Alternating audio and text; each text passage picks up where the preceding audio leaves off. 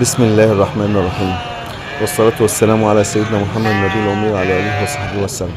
حلقة جديدة معاكم أخوكم محمد عبد الرحمن، مربي أغنام جديد لسه بادئ، وهدفي إن أنا أوصل لمزرعة عالمية. أبدأ من أول واحدة، بادئ من أول واحدة وبعد كده اتنين، بعد كده تلاتة. أنا عندي دلوقتي 6 أغنام وذكر.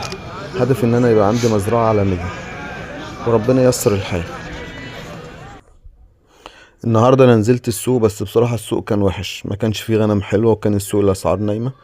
المهم ما لقيتش غنم حلوة ان انا اشتريها. نزلت بعد كده، رحت لحد اعرفه واشتريت النعجة دي. النعجة دي وراها دكرين وكسرة 6 معاها خناصر. نعجة بصراحة حلوة. النعجة دي اشتريتها ب17.5. فهي شديدة شوية في 500 جنيه، لكن هي حلوة وصنفها حلو، فمش مشكلة. 500 جنيه زيادة مقابل ان انا اشتري حاجة نظيفة، مش مشكلة. النعجة ريانة وحلوة.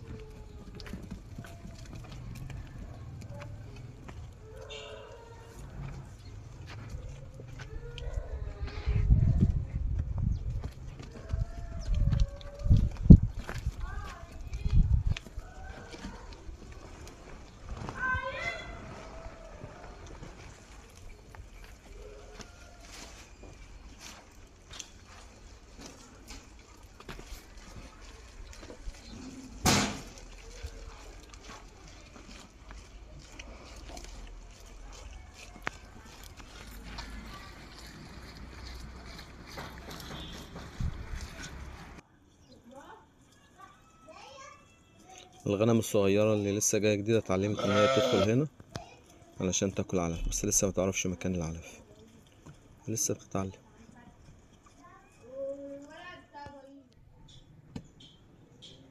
الغنم الكبيرة علمت الغنم الصغيرة دي تدخل تاكل معاها، لان الغنم اللي انا لسه جايبها جديدة دي الصغيرة ضعيفة شوية، فلازم تاخد شوية ردة مع شوية فول علشان تتحسن تبقى زي اللي جنبها. فرق بين ده وده تقريبا 20 يوم، اقل من 20 يوم كمان. لكن دول من عمر تقريبا 15 يوم هما بياكلوا علف. الخروفين اللي هما اخوات اللي هما جنب بعض الكبار، لكن الخروف التاني ده اخوه بره. دول اخوات لكن ما بياكلوش علف خالص، لكن اتعودوا وبدأوا يدخلوا ياكلوا علف. فان شاء الله ان شاء الله 10 15 يوم هتلاحظ الفرق.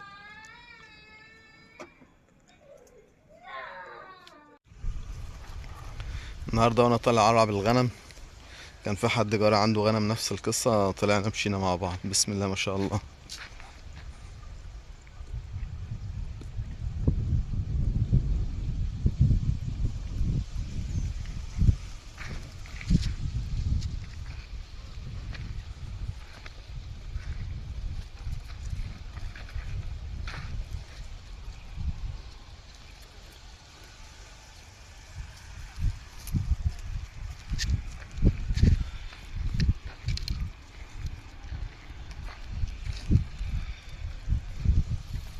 ده الكبش اللي ماشي وسط الغنم.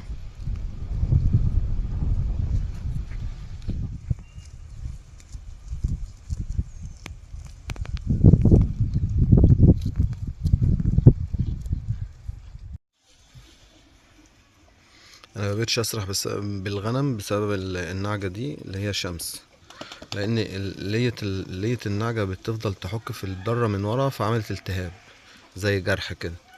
مبقتش اسرح، هاخد مثلا 3 4 ايام اسبوع اجازة لما الجرح ده او الالتهاب ده يلم.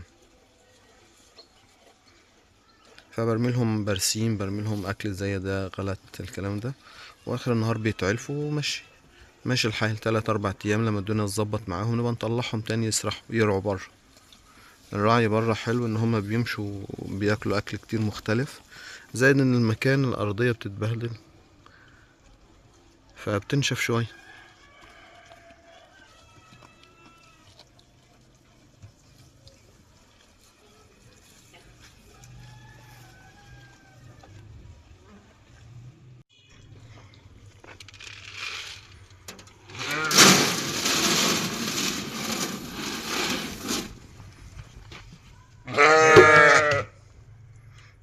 ده كزبرة رفيعة، بدي الغنم علفة كل يوم علشان الغنم بترضع واللي والدة. بنفتح الباب ده،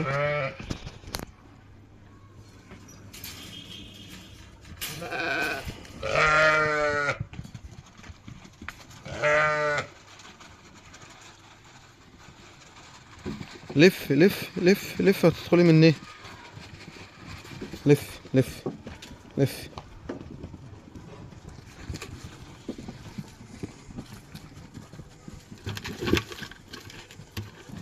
بسم الله ما شاء الله. دي بقى يا جدعان النعجة البكرية، راحت للميلادة. دي أول بطن، بسم الله ما شاء الله.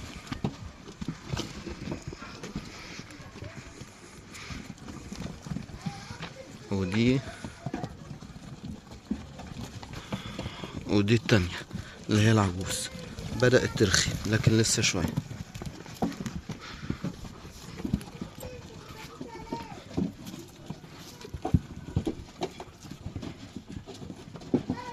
العلافة دي صغيرة عليهم، المفروض ان انا بعمل واحدة جديدة علشان اجيبها عشان يعرفوا ياكلوا عليها، لان دي اصلا صغيرة للغنم الصغيرة بس.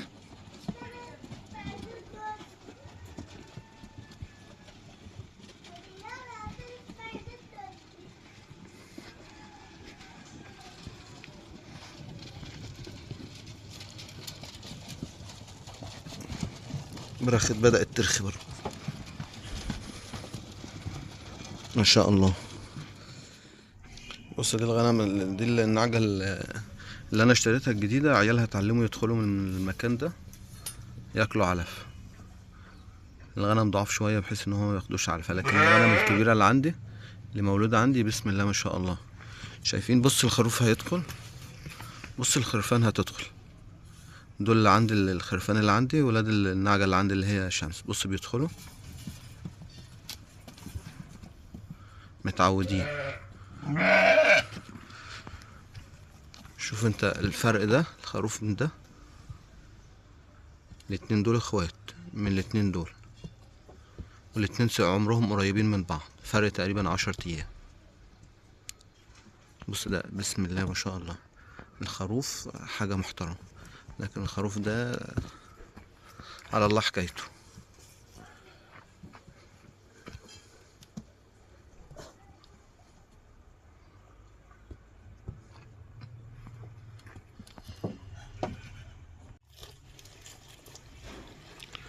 بصراحة القعدة وسط الغنم كده ممتعة.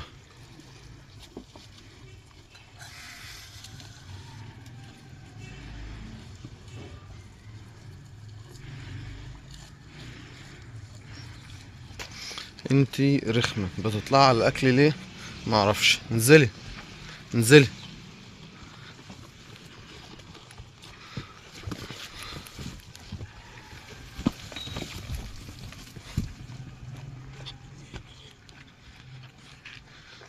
دلوقتي بسم الله ما شاء الله اول نتاية دي اسمها ايه؟ اسمها غزالة. واللي جنبها دي اللي هي جاية جديد، دي اخر واحدة جبتها، واللي في وشها العجوز. واول واحدة البكرية، ودي الهبلة، ودي شمس. بسم الله ما شاء الله. 5 نوتي كبار. دي اخر واحدة جت، دي جاية وراها دكرين. كانت جاية الدكر ده عنده اسهال بس خد علاج واتحسن. الاسهال نشف، مفيش اسهال، نشف بس هو ايه، شكله وحش بس مش اكتر. ودي امهم بسم الله ما شاء الله، نعجة محترمة وراها دكرين.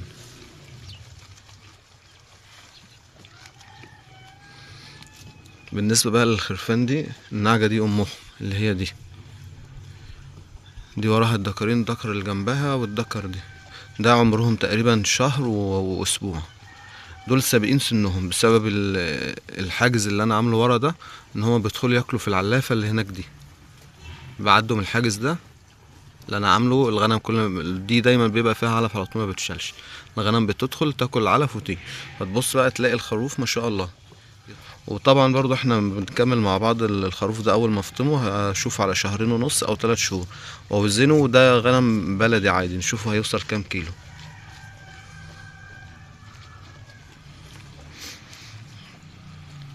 المفروض عندنا دي البكرية دي والعجوز خالص اللي في الاخر دي، دول على وش ولاد باذن الله. الفيديو الجاي ان شاء الله يكون فيه ولادة او 2 وربنا يكرم.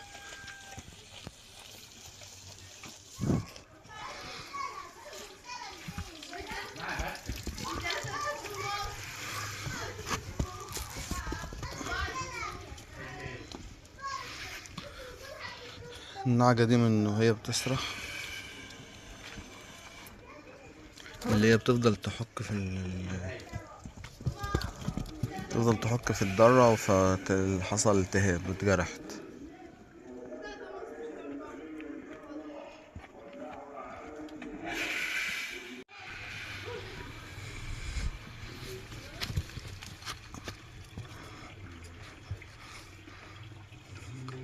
هو ده الالتهاب.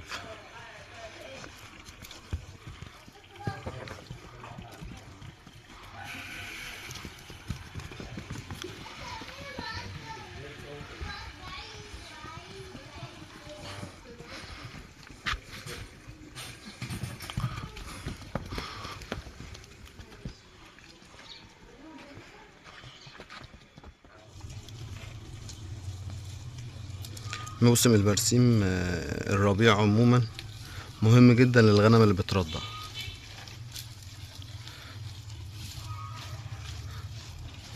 انا عندي النعجة اللي هي دي شمس دي بترضع، وعندي النعجة دي اللي انا مشتريها جديد اللي هي دي وراها دكارين برضو ومعاها خنوصر، ودي باقي الغنم كلها. يعني انا دلوقتي بسم الله ما شاء الله بقى عندي 6 نوت، والدكر اللي معاهم الصغير لسه. ادعولنا بقى ربنا يسهل.